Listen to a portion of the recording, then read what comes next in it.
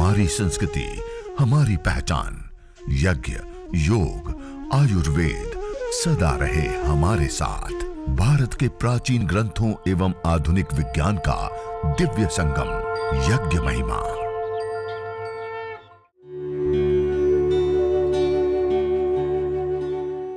भारतीय संस्कृति में यज्ञ, योग एवं आयुर्वेद जैसी अमूल्य विद्याएं हैं, जिसका मूल है वेद।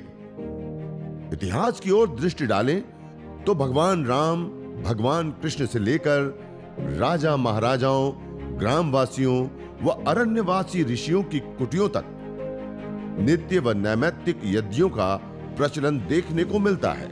और क्यों होता है, जैसे मैंने उदाहरण बताया ना, वो क्यों हुए। हम जब यज्ञ करते तो वो नैनो पार्टिकल उस वायुमंडल के अंदर आ गए हैं। वो मेडिसिनल कंपोनेंट्स गैस फॉर्म में उस वायुमंडल के अंदर आ गए हैं। उसके साथ साथ वो परफ्राल आदि जो सुगंधित कंपोनेंट्स होते हैं वो भी उस वायुमंडल के अंदर आ गए हैं। वो पेशेंट बेशक वो चलने की अवस्था में नहीं है, श्वास तो ले रहा है ना, उस वायुमंडल के अंदर तो रह रहा है ना। इन सब का प्रभाव हमारे शरीर के ऊपर जब हम यज्ञ करते हैं तो ये नैनो पार्टिकल से लेकर के, ये विभिन्न गैसों से लेकर के, इन अग्नि की रश्मियों से लेकर के, मंत्र का पाठ से लेकर के, सारी चीजों का विशेष रूप से हमारे शरीर के ऊपर प्रभाव पड़ता है और सहज रूप से हमारे पंच प्राण, पंच उपप्राण शक्तिशाली बनते हैं। सप्त धातुओं का पोषण होता है। मूलाधार से लेकर के सहस्रार पर्यंत अष्ट चक्रों में शक्ति का, ऊर्जा का संचार होता है। हमारे न्यूरोकेमिकल्स बैलेंस में आ जाते हैं, गुड हार्मोन सहज रूप से बढ़ जाते हैं, स्ट्रेस हार्मोन्स एकदम से डाउन आ जाते हैं। दुनिया की कोई बीमारी टिक ही नहीं सकती। यज्ञ चिकित्सा एक ऐसी चिकित्सा है और आज अनुसंधानों के आधार पे इसको एक बहुत बड़ा रूप मिला है। 3000 से ज्यादा हॉस्पिटलों में डॉक्टरों के द्वारा ये लिखी जाती हैं यज्ञ चिकित्सा। इतनी बड़ी चीज विज्ञान है ये। कहने का अभिप्राय है कि जो हम अलग अलग लाभ देख रहे थे, पहले जो हमने लाभ देखे वो भी बहुत सारे लाभ थे, बड़े बड़े लाभ थे। वो हम सामान्य रूप से भी यदि हम अपनी छोटी सी जीवन शैली में 5 मिनट अपना लें तो हम अपने पूरे परिवार को जहरीली वायु से बचा सकते हैं, रेडिएशन से बचा सकते हैं, बैक्टीरिया, वायरस, फंगस से बचा सकते हैं। ऋण आवेशित प्राधान्य जंगल जैसा वायुमंडल अपने घर के अंदर बना करके उसको विशुद्ध वायुमंडल हम दे सकते हैं। उसके साथ साथ ये न्यूरोकेमिकल्स बैलेंस करने से साथ साथ, गुड हार्मोन्स को बढ़ाने के साथ साथ, स्ट्रेस मैनेजमेंट के साथ साथ विभिन्न प्रकार की औषधि यदि डाले तो अपनी चिकित्सा भी हम अपने हाथों से कर सकते हैं। इतनी बड़ी। और जो मैंने आपको बताया ना, यदि क्षितायु यदि वा परेतो यदि मृत्योरंतिकम नित एव तमाहरामि अस्पार्श्वमेनम सतसारदाय, जो अथर्ववेद में बताया, यदि व्यक्ति की आयु क्षीण हो चुकी है, उनके प्राण क्षीण हो चुके हैं, उनकी धातुएं क्षीण हो चुकी हैं, अब लंबा जीवन नहीं दिख रहा है, तमाहरामि, उसको भी मैं यज्ञ बाहर लाता और सतसारदाय 100 साल की निरोग आयु देता हूं। हमने अपनी आंखों के सामने ऐसे सैकड़ों पेशेंट को देखा है, जो आपको कुछ उदाहरण भी मैंने बताया। वेद में लिखा हुआ हमने साकार धरती पर देखा। यज्ञ एक बहुत बड़ी विद्या है, बहुत बड़ी। और अलग अलग रोगों के लिए अलग अलग, जैसे प्राणेष्टि हवन सामग्री, जिनको मल्टीपल डिजीज हो गई है, ऑटो इम्यून डिजीज है, MND, MD, मस्कुलर डिस्ट्रोफी, और जिनको वंशानुगत पीढ़ियों से रोग होते हैं ना, डायबिटीज हो जाता है, और भी अलग अलग प्रकार के पीढ़ियों से रोग हो जाते हैं, वंशानुगत रोग होते हैं। ऐसे रोगों के लिए और प्राण शक्ति, जीवनीय शक्ति को बढ़ाने के लिए प्राणेष्टि हवन सामग्री अष्टवर्ग की औषधियों से बनाई हुई, इससे हवन करते हैं। इसी प्रकार से चर्मेष्टि हवन सामग्री चर्म रोगों के लिए, हृदयष्टि हवन सामग्री हृदय रोगों के लिए, कफेष्टि हवन सामग्री कफज रोगों के लिए, वातेष्टि हवन सामग्री घुटनों में दर्द, कमर में दर्द, सर्वाइकल, स्पॉन्डिलाइटिस से लेकर के अलग अलग प्रकार के वातज रोगों के लिए वातेष्टि हवन सामग्री से हवन करते हैं। निसंतानता, बंध्यत्व या धातुओं का पोषण ना होना, प्रजनन तंत्र संबंधित जो अलग अलग प्रकार के रोग होते हैं उसके लिए संततेष्टि हवन सामग्री से हवन करते हैं। एक आपको घटना सुनाना चाहता हूँ कि अभी कुछ समय पहले हमने एक सेंटर चालू किया था मुंबई मीरा रोड के ऊपर, यज्ञ चिकित्सा सेंटर, डॉक्टर तारा सिंह जी के मार्गदर्शन में वहां पर। और कई सारे हमने तो वहां पर सैकड़ों केसों को ठीक किया। और उस पूरी हॉस्पिटल के अंदर कोई भी पेशेंट आता है, आपको एक भी दवाई नहीं दिखेगी, ना दवाई लिखी जाएगी, केवल यज्ञ किया जाता है। क्या किया जाता है? हॉस्पिटल है पूरा, और विदेशों से भी लोग वहां ट्रीट करने के लिए आते हैं। और वहां पर एक माता जी आई, और उनकी 40 साल की करीब उम्र हो गई थी, और संतान नहीं हो रही थी। अलग अलग उपचार जो हम टेस्ट ट्यूब से लेकर के अलग अलग प्रकार की जो चीजें हम करते हैं, वो सारी चीज करा चुके थे, लाखों रुपए खर्च कर चुके थे। और उस समय उनको यज्ञ करने के लिए कहा, और विशेष रूप से जो धातुओं का पोषण और इस प्रकार की समस्याओं को दूर करने वाली जो संततेष्टि हवन सामग्री, उन्होंने हवन करना शुरू किया। 1 साल लगातार यज्ञ किया। 1 साल के बाद जो अपना पंचकर्मा षटकर्मा आदि जो शोधन की प्रक्रियाएं होती है शरीर की, वो शोधन की प्रक्रिया कराई। 40 साल के बाद उनका मासिक शुरू हो गया, और 3 साढ़े 3 महीना के बाद वो प्रेग्नेंट हुई, और 9 महीने के बाद नॉर्मल डिलीवरी हुई, और परमपिता परमात्मा ने उसको एक बेटा और एक बेटी जुड़वा दी। ऐसे केस भी हमने देखे। और अभी मुंबई में ही हमारे पास 15 से 17 ऐसे केस हैं जिनको संतान नहीं हो रही थी, और उनको गाय का घी आदि कुछ खाना परहेज करना, और कुछ दिनचर्या, कुछ योगाभ्यास और संततेष्टि से हवन आदि कराया। 12 से 15 ऐसे केस मुंबई केवल में हैं, जो इस सेंटर पे आकर के उन्होंने किया था, उनको नव संतान की प्राप्ति है। और आज तो योग ग्राम में आज अलग अलग जो रोगानुसार सामग्रियां है ना, ऐसे ही वहां पर पूरी रोगानुसार अलग अलग यज्ञशालाएं बनी हुई है। आवासीय रूप से वहां पर उनकी चिकित्साएं की जाती है दिन भर, अलग अलग योगाभ्यास और सारी चीजों के साथ साथ उनको यज्ञ चिकित्सा विशेष रूप से दिया जाता है। और कितने कितने लोगों ने पैरालिसिस, पार्किंसन, कैंसर और अलग अलग प्रकार की मल्टीपल डिजीजों से भी युक्त होते हैं, उन्होंने भी नव जीवन पाया है इस यज्ञ चिकित्सा को अपने जीवन में अपना कर। कहने का अभिप्राय है कि यज्ञ एक साइंटिफिक, एक वैज्ञानिक, एक सार्वभौमिक, एक विशुद्ध विज्ञान है। यज्ञ से अलग अलग प्रकार के अनेक रोगों को हम ट्रीट भी कर सकते हैं, इतनी बड़ी विद्या है। और देखिए, अभी तक हमने कितने लाभ देखे हैं, गिना पाएंगे? बहुत बड़े बड़े लाभ हैं, एक एक लाभ पे बहुत सारे लाभ हो गए। लेकिन ये सारे लाभ भी भौतिक लाभ है। कैसे लाभ हैं? कैसे लाभ हैं? भौतिक लाभ है। यज्ञ, जैसे कहते हैं ना, अधिक मात्रा में एलोपैथिक में दवाई लेते हैं फिर क्या होता है? Side effect. ऐसे हवन यज्ञ करने पर ये सारे उसके साइड बेनिफिट है। क्या है? यज्ञ मुख्य रूप से किया जाते हैं अदृष्ट के लिए, अध्यात्म के लिए। किसके लिए किया जाता है? दृष्ट के लिए, अध्यात्म के लिए, देव ऋण से उऋण होने के लिए। मुख्य रूप से हम सब जिस जीवन को जी रहे हैं, 5 तत्वों का हम प्रयोग लेते हैं, अग्नि, वायु, जल, पृथ्वी। ये 5 आकाश आदि, ये 5 तत्वों से ये हमारा तन बना है, 5 तत्वों से पर्यावरण और ब्रह्मांड बना है। ये 5 तत्वों का शोधन, पोषण और संवर्धन किसी माध्यम से होता है, तो यज्ञ, हवन, अग्निहोत्र के माध्यम से होता है। अयम यज्ञो भूनस्य नाभि वसोह पवित्रमसि द्योरसि पृथ्वीरसि मातरिस्वानो धर्मोऽसि परमेण धामना दृहस्व मां वार्माते यज्ञपतिम वार्षित। यज्ञो वै श्रेष्ठतमम कर्म के साथ अयम यज्ञो भुवनस्य, यह यज्ञ संपूर्ण भूमंडल ब्रह्मांड की नाभि है। जैसे माता के गर्भ में शिशु का पालन पोषण और संवर्धन नाभि के माध्यम से होता है, ऐसे ही ये 5 तत्वों का पोषण और संवर्धन यज्ञ रूपी नाभि से होता है।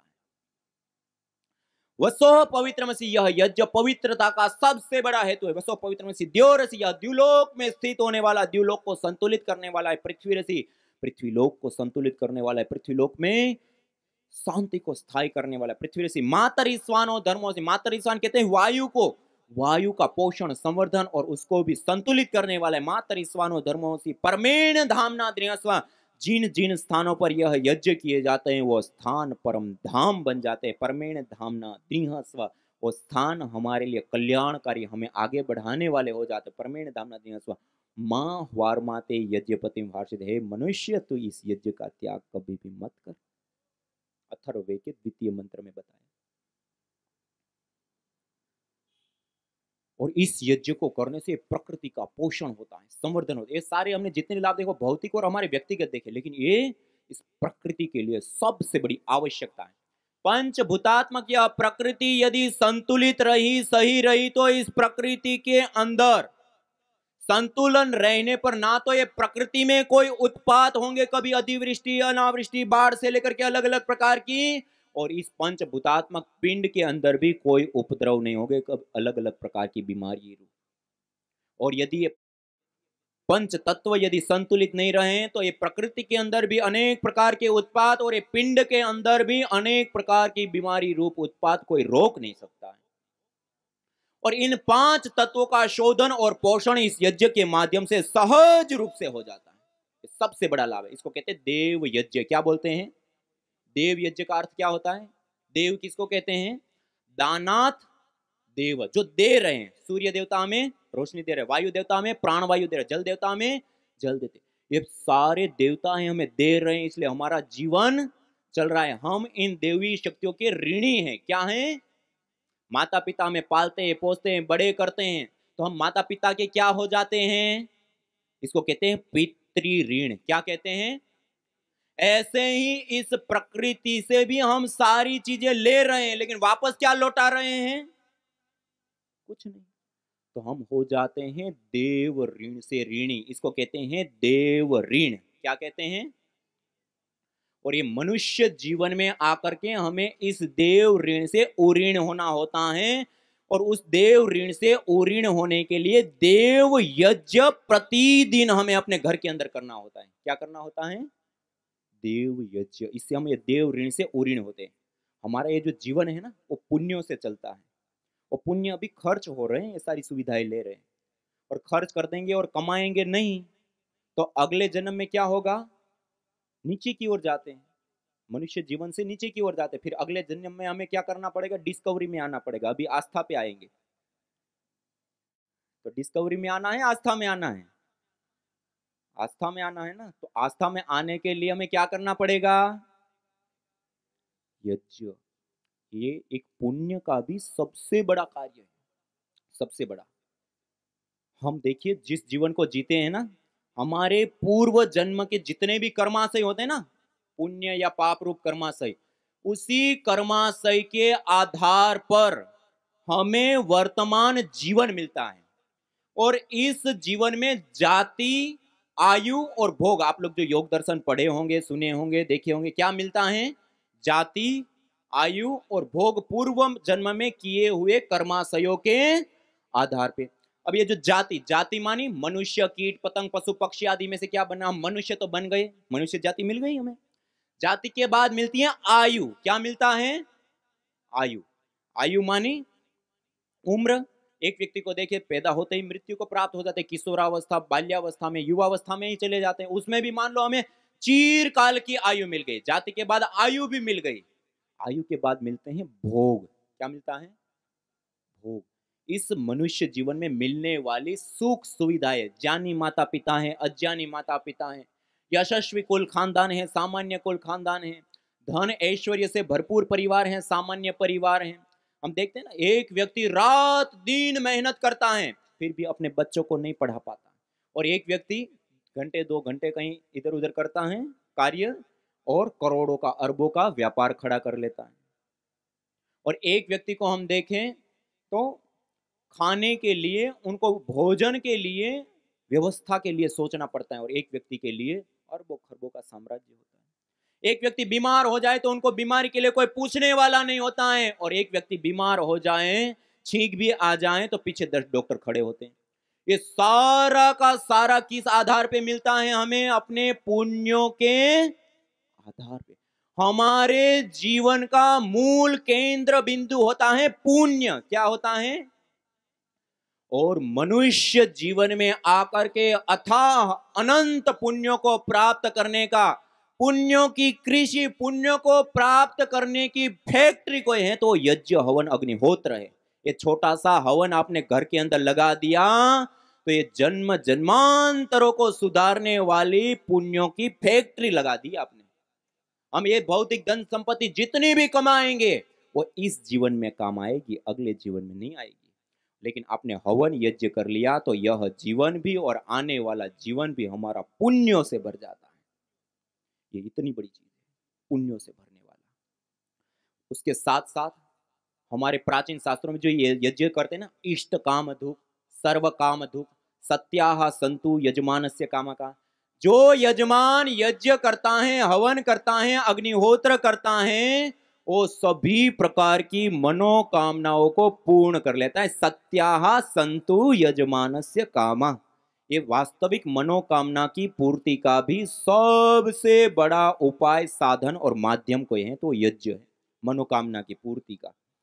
इसलिए हम इस यज्ञ को जो हम करेंगे, ये यज्ञ भौतिक जितने भी लाभ देखे थे उसके साथ साथ ये पुण्यों को भी प्रदान करने वाला है, हमारे जन्म जन्मांतरों को भी सशक्त मजबूत बनाने वाला है और मनोकामनाओं की भी पूर्ति करने वाला है, देव ऋण से भी हमें उऋण करने वाला है। एक साथ कई सारे आध्यात्मिक लाभ भी प्राप्त होते हैं। और हम जिस जीवन को जीते हैं उसका उद्देश्य क्या होता है? त्रिविध दुखों की निवृत्ति, मोक्ष की प्राप्ति। शास्त्रों में कहा, यथे क्षुदिता बाला मातरम पर्युपास्ते एवं सर्वाणि भूतानि अग्निहोत्रम उपास्ते। जैसे भूख रूपी दुख से पीड़ित बालक अपनी मां की उपासना करता, अपनी मां की गोदी में जाता और निश्चित रूप से उसकी भूख की निवृत्ति होती है। एवं सर्वाणि भूतानि अग्निहोत्रम उपास्ते, ऐसे ही सारे मनुष्य गण अपने जीवन में त्रिविध दुखों से, तापों से मुक्ति पाने के लिए यज्ञ हवन अग्निहोत्र को करते। येन सदनुष्ठानेन संपूर्ण विश्वम कल्याणम भवेत।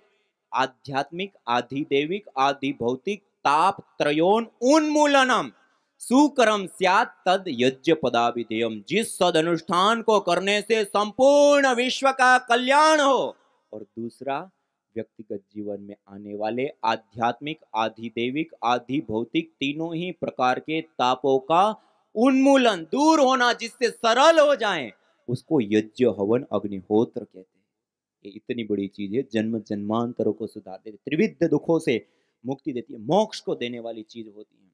श्रीमद् भगवद गीता में भगवान श्री कृष्ण जी कहते हैं, यज्ञ शिष्टा सिना संतो मुच्यन्ते सर्वकल विषय भुंजते तू त्वघम पापा ये पचंती आत्म कारण। जो अपने घर के अंदर प्रतिदिन हवन करने के बाद प्रसाद रूप अन्न को ग्रहण करता है, वो सभी प्रकार के पापों से, दोषों से, अशुभों से मुक्त हो जाता है।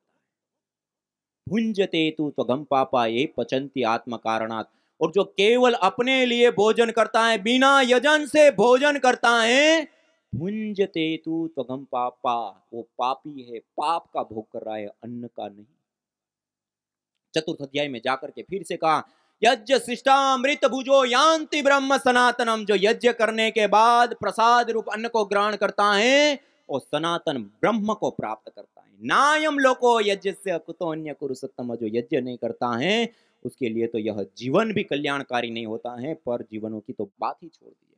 और 18वें अध्याय में जाकर के फिर से कहा, यज्ञ दान तप कर्म न त्याज्यम कार्यमेव तत्। यज्ञ दान तपश्चैव पावनानि मनीषिणाम। यज्ञ करना, दान करना और तप करना, ये तीन कर्मों को जीवन में कभी भी त्यागना नहीं चाहिए। ये तो मनुष्यों को भी पावन करने वाले कर्म होते हैं, ये बहुत अनमोल कर्म है। और यहां तक कि आचार्य चाणक्य जी ने तो यहां तक बता दिया, स्वाहा स्वधा कार विवर्जितानि स्मशान तुल्यानि गृहानि तानि। जिस घर के अंदर यज्ञ याग आदि नहीं होते हैं, वो घर स्मशान के तुल्य होते हैं, त्याज्य होते हैं। वहां पर बीमारियां, रोग, मानसिक क्लेश, अशुभ, नेगेटिविटी भरी रहती है। स्मशान में जाते क्या होते हैं? दुखी होते हैं। ऐसे दुखी रहेंगे वो घर में, बीमारी और अलग अलग प्रकार की चीजें। अपने घर के अंदर ये यज्ञ रूपी सूर्य को जरूर स्थापित करें। ये यज्ञ रूपी सूर्य हमें वर्तमान जीवन के साथ साथ हमारे आने वाले जन्म जन्मांतरों को भी उजाले से युक्त कर देता है। इतनी बड़ी विद्या है। बहुत सारे लोगों को जब यज्ञ की बात करते हैं ना, तो बहुत सारे लोगों के मन में आते हैं तो पंडितों का विषय, ब्राह्मणों का विषय, हिंदुओं का विषय। ये पंडित ब्राह्मण पुजारियों के लिए नहीं है, हम सब के लिए है, सबके जीवन के लिए है। क्या बैक्टीरिया, वायरस, फंगस उसी को लगता है? सबको लगता है। बीमारियां उसी को होती हैं, सबको होती हैं। और ये प्रकृति का प्रयोग वही लेते हैं, हम सब लेते हैं। हम सब लेते हैं, हम सब के लिए, हम सब समान रूप से इस प्रकृति माँ का प्रयोग लेते हैं। एक ही धरती पर विचरण करते हैं, चाहे कोई भी हो, किसी भी जाति मत पंथ संप्रदाय को मानने वाला व्यक्ति हो, चाहे अमीर हो, गरीब हो, स्त्री हो, पुरुष हो, बालक हो, युवा हो, वृद्ध हो, चाहे दुनिया के किसी भी देश में रहने वाला व्यक्ति हो, हम सब समान रूप से इस प्रकृति मां का प्रयोग लेते हैं। एक ही धरती पर विचरण करते हैं, एक ही वायु में श्वास लेते हैं, एक ही जल का पान करते हैं, एक ही सूर्य से रोशनी लेते हैं और एक ही आकाश मंडल के नीचे बसते हैं। और हमारा ये उत्तरदायित्व, ये कर्तव्य है कि इस प्रकृति मां को हम स्वस्थ रखें, पोषित करें, उसका संवर्धन करें। और वो कार्य सहज रूप से किसी माध्यम से संपन्न होता है तो वो यज्ञ, हवन, अग्निहोत्र है। इसलिए आज हम यह संकल्प लेकर के जाएं कि अपने जीवन के अंदर 7 मिनट का यज्ञ हम जरूर करें। करेंगे आप लोग? सब लोग करेंगे? एक बार आपके लिए जोरदार ताली। हाँ, आप ही बताइए, मनुष्य जीवन में 7 मिनट में कौन सा ऐसा काम है जो इतने सारे लाभ एक साथ दे दे? है कोई? है कोई? इसलिए इसको कहा यज्ञो वै श्रेष्ठतमम कर्म। मनुष्य जीवन में यज्ञ से बढ़कर और श्रेष्ठतम कर्म कोई है ही नहीं। इससे दृष्ट लाभ भी मिलते हैं, अदृष्ट लाभ भी मिलते हैं, आध्यात्मिक जीवन भी पोषित होता है, भौतिक जीवन भी पोषित होता है, अभ्युदय और निःश्रेयस दोनों की सिद्धि प्राप्त होती है, पिंड और ब्रह्मांड दोनों का संतुलन होता है। कोई दुनिया का ऐसा काम नहीं है जो ऐसा हो। तो आज हम सब संकल्प लेकर के जाएंगे, कुछ नहीं आता तो गायत्री मंत्र से 11 आहुति देकर के भी अपने घर के अंदर हवन जरूर अवश्य करना है। तो ये सारे लाभ तब प्राप्त होंगे जब हम करेंगे। करना है। आइए, आपके सामने जो बॉक्स रखा है उसमें से आप एक तांबे का स्टैंड है, उसको नीचे जमीन के ऊपर रखिए और उसके ऊपर ये तांबे का कुंड रखिए। अब हम सब मिल करके यज्ञ, हवन, अग्निहोत्र करेंगे। और हवन स्टैंड नीचे रख दिया और उसके ऊपर हवन कुंड रख दिया। जो लोग गद्दे से थोड़ा सा दूर रखेंगे, अपने से थोड़ा दूर रखेंगे, क्योंकि अभी अग्नि प्रदीप्त होगी ना, तो अग्नि प्रदीप्त होने के बाद फिर बैठ नहीं पाएंगे, थोड़ा सा ऐसे दूर में रख लीजिए, ठीक है। उससे अतिरिक्त एक प्लेट आपके उस बॉक्स के अंदर, ऐसी एक सिंगल प्लेट होगी, देखिए ऐसी प्लेट है, उस प्लेट को निकालिए और एक छोटा सा पाउच होगा, उसके अंदर जड़ी बूटियां हैं, वो जड़ी बूटियों को इसके अंदर डाल दीजिए। न होता प्रदूषण और रोगों का वार, करते यदि यज्ञ योग पेड़ पौधों का विस्तार, यज्ञ योग पेड़ पौधों का विस्तार। यज्ञ शिष्टा सिनः संतो मुच्यन्ते सर्वकिल्बिषैः, भुंजते ते त्वघं पापा ये पचन्त्यात्म कारण। अर्थात जो यज्ञ शेष बचे हुए अन्न का पान करते हैं, प्रसाद को प्राप्त करते हैं, प्रसाद को ग्रहण करते हैं, वह मुच्यन्ते सर्वकिल्बिषैः, सभी प्रकार के पापों से, दोषों से मुक्त हो जाते हैं। भुंजते तु त्वघं पापा ये पचन्ति आत्म कारणा, जो केवल अपने पेट की आपूर्ति के लिए अन्न को पकाते हैं, वह अन्न नहीं अपितु पापी लोग पाप का भोग कर रहे हैं। यज्ञ भारतीय संस्कृति का मूल है। तो आइए हम संकल्प लें, संसार के श्रेष्ठतम कर्म यज्ञ को अपनाएं, पिंड और ब्रह्मांड में संतुलन कायम करने वाले यज्ञ को अपने जीवन का अभिन्न अंग बनाएं एवं प्रकृति मां के प्रति अपने ऋणों को अदा करें। विश्व स्वास्थ्य का एक नारा, यज्ञ से होगा जग उजियारा। भारतीय संस्कृति की अमूल्य विरासत यज्ञ की महिमा को जानने हेतु वैदिक चैनल पर प्रतिदिन प्रातः एवं सायं 11:30 बजे यज्ञ महिमा कार्यक्रम से जुड़े। विशेष जानकारी हेतु संपर्क करें। मोबाइल 9068565306।